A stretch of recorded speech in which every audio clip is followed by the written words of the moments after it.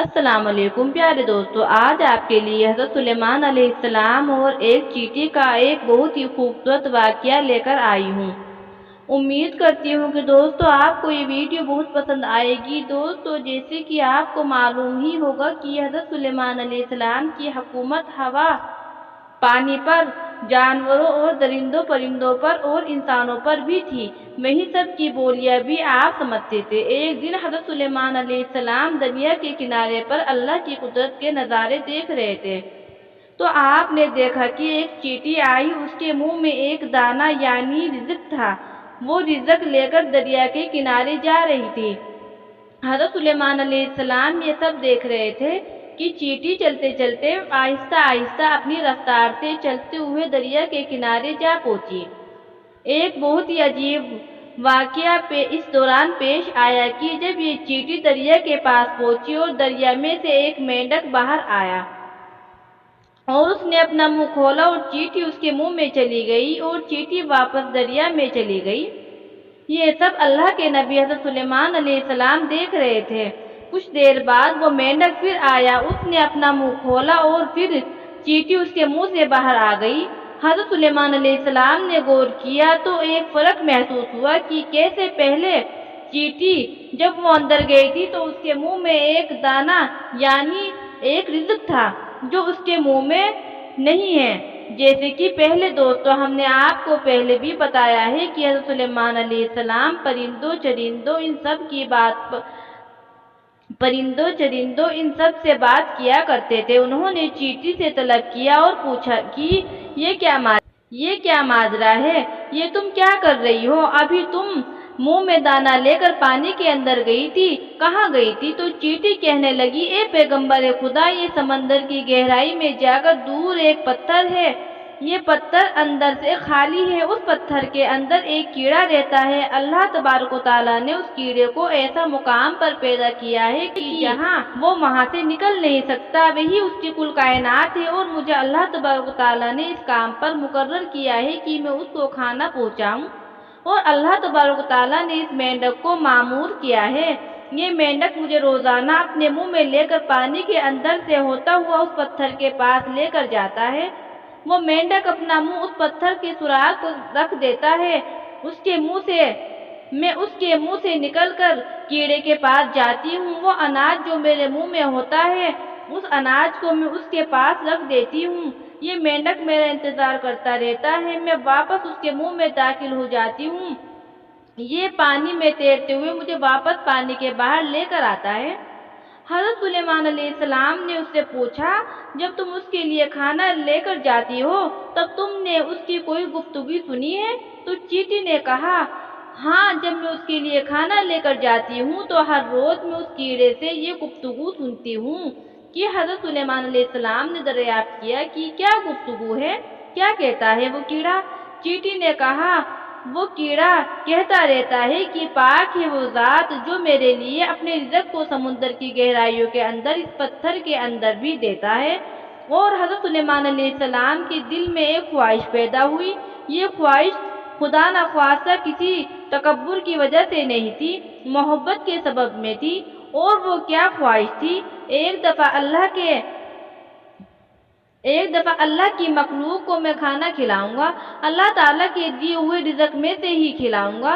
حضرت سلیمان علیہ السلام نے اللہ تعالیٰ سے کلام کیا اور عرض کیا کہ اے میرے رب، تو مجھے اجازت دے دے کہ میں تیری تمام مخلوقات کو پورے سال کا کھانا کھلانا چاہتا ہوں، اس کی دعوت کروں کہ اے میرے رب، میری یہ خواہش ہے۔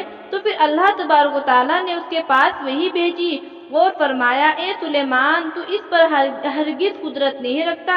حضرت سلیمان علیہ السلام نے ایک مرتبہ پھر سے درخواست کی کہ یا الہی، مجھے صرف 7 دن ہی کی اجازت دے دے، میں آپ کی مخلوقات کو کھانا کھلا سکوں۔ اللہ تبارک و تعالیٰ نے پھر ایک مرتبہ فرمایا، اے سلیمان، تو اس پر قدرت نہیں رکھتا۔ حضرت سلیمان علیہ السلام نے تیسری مرتبہ پھر فرمایا، اے میرے پروردگار، مجھے صرف ایک ہی دن کی اجازت دے دے، میں آپ کی تمام مخلوقات کو کھانا کھلا سکوں۔ اللہ تبارک و تعالیٰ نے تیسری مرتبہ پھر یہی فرمایا، اے سلیمان، تو اس پر قدرت نہیں رکھتا۔ بہرحال اللہ تبارک و تعالیٰ نے حضرت سلیمان علیہ السلام کو ایک دن کی اجازت دے دی کہ وہ دنیا کی تمام مخلوقات کو کھانا کھلا سکے۔ جب آپ سلیمان علیہ السلام کو اجازت مل گئی تو حضرت سلیمان علیہ السلام نے تب جنات اور انسانوں کو حکم دیا کہ وہ تمام کے تمام جو ان چیزوں کو جو زمین پر حلال ہیں، یعنی کہ گائے، بیل، بکری، دمبے وغیرہ وغیرہ، اور تمام چیزوں کو جو جن حیوانوں میں سے ہیں، یعنی پرندے وغیرہ، ان سب کو جمع کر لاؤ۔ جنات اور انسانوں نے مل کر ان تمام چیزوں کو حضرت سلیمان علیہ السلام کے سامنے پیش کیا۔ بڑی بڑی دیگیں تیار کی گئی، ان جانوروں کو ذبح کیا گیا اور ان کو پکایا گیا۔ آپ سلیمان علیہ السلام نے ہواؤں کو حکم دیا کہ کھانے پر دھیمی انداز میں چلتی رہو تاکہ کھانا خراب نہ ہو سکے۔ ہوا کیونکہ حضرت سلیمان علیہ السلام کی ماتحت تھی، اس لیے ہوا دھیمی انداز سے ان کھانوں پر چلتی رہی۔ اس کے بعد حضرت سلیمان علیہ السلام نے دسترخوان بچھایا جس کی لمبائی اتنی زیادہ تھی کہ اگر ایک انسان اس کے ایک سرے سے چلنا شروع کر دے تو دوسرے سرے تک پہنچنے میں اسے 1 مہینے کا وقت گزر جائے، اور اتنی ہی اس دسترخوان کی چوڑائی بھی تھی۔ جب تمام چیزیں تیار ہو چکی تو اللہ تبارک و تعالیٰ نے حضرت سلیمان علیہ السلام کے پاس وحی بھیجی اور فرمایا، اے سلیمان، تم سب سے پہلے کس سے دعوت شروع کرو گے؟ تب حضرت سلیمان علیہ السلام نے فرمایا، اے میرے پروردگار، میں دریا کے جانوروں سے شروع کروں گا۔ تو اللہ تبارک و تعالیٰ نے سمندر کی ایک مچھلی کو حکم دیا کہ وہ حضرت سلیمان علیہ السلام کی دعوت کھائے، کیونکہ آج ان کے لیے حضرت سلیمان علیہ السلام کی طرف سے دعوت ہے۔ مچھلی نے سر اٹھایا اور کہا کہ اے سلیمان علیہ السلام، میں نے سنا ہے تم نے ضیافت کا دروازہ کھول دیا ہے اور آج تم میری ضیافت کرو گے۔ حضرت سلیمان علیہ السلام نے فرمایا، اے مچھلی، تم نے ٹھیک سنا ہے، آ جاؤ اور کھانا شروع کرو۔ وہ مچھلی آگے بڑھی اور دسترخوان کے ایک سرے سے کھانا شروع کر دیا۔ پھر مچھلی نے اس قدر کھایا کہ کچھ ہی وقت میں سارا کا سارا کھانا ختم کر دیا۔ اس کے بعد مچھلی نے آواز لگائی، اے سلیمان علیہ السلام، مجھے کھانا کھلاؤ اور میرا پیٹ بھر دو، میرا تو پیٹ ابھی تک نہیں بھرا۔ حضرت سلیمان علیہ السلام نے فرمایا، اے مچھلی، تو سارا کھانا کھا گئی اور اس سے بھی تیرا پیٹ نہیں بھرا۔ تو مچھلی نے کہا کہ اے سلیمان علیہ السلام، کیا مہمان کے لیے میزبان کا جواب اس طرح سے ہوتا ہے؟